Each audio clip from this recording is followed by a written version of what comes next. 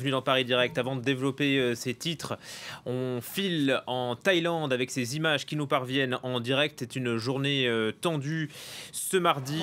Les pro-démocratie et les royalistes se font face. Ils sont tous massés près du Parlement à Bangkok. Le Parlement où une réforme de la Constitution est en train d'être à l'étude. La police est intervenue. Carole Izou, bonjour. On vous retrouve en direct de Bangkok. Vous êtes la correspondante d'RFI. Ce qui est nouveau, c'est que la police, tout à l'heure, a fait usage de gaz lacrymogène. Oui, et a fait même lourdement usage de gaz lacrymogène.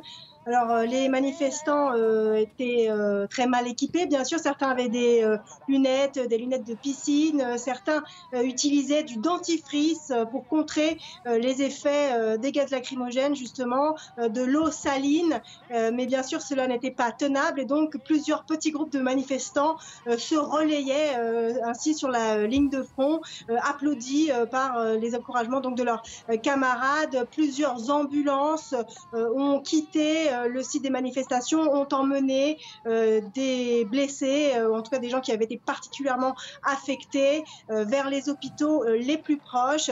Alors vous le disiez, des affrontements qui ont commencé d'abord, non pas avec la police, mais avec ceux qu'on appelle les chemises jaunes, c'est-à-dire des groupes ultra-royalistes qui s'opposent donc à cette réécriture de la Constitution qui offrirait en fait moins de pouvoir aux monarques.